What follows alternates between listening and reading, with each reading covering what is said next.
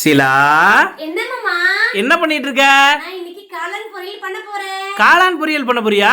ஆமாமா. மேரிமா பறிச்சு கொடுத்து விட்டாங்களா காளான். ஆமா. இங்க பத்தி எட்டா தண்டின்னு.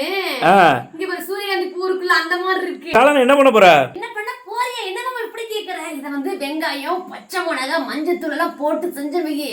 அப்புறம் எதுவுமே வடசட்டியோட பிரட்டி அப்படியே சாப்பிட்டுக்கலாம். அவ்வளவு டேஸ்டா இருக்கும். மழை காலத்துல மட்டும் இந்த காளான் கிடைக்கும் மாமா. இந்த விஷயம் தெரியுமா மாமா?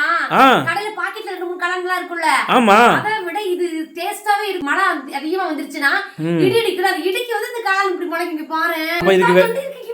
அப்ப இதுக்கு விதையே கிடையாதா? இடி இடிச்சா முளைக்கும். சரி, காளான் இவ்வளவு பெருசு வளர்ந்துருக்குல்ல, இது வளர்றதுக்கு எவ்வளவு நாள் ஆகும்? ஒரு நாள் தான் மாமா. சாயங்காலம் கொஞ்சம் முட்டா இருக்கும் சூரியன் உதிக்கிறதுக்குள்ள. அப்புறம் அடுத்த நாள் பார்த்தா கொடையாட்டம் விரிஞ்சிரும். அப்படியா? ஒரே நாளே வளர்ந்துருமா? என் மாமா 10 நிமிஷத்துக்கு நீ முன்னாடியே வந்துட்டேன். சரி, சமைச்சதுல பாதி தரேன். 10 நிமிஷத்துக்கு பின்னாடி வந்துருந்தா வச்சுக்க, வடை சட்டி மட்டும் தான் மிச்சமா இருக்கு.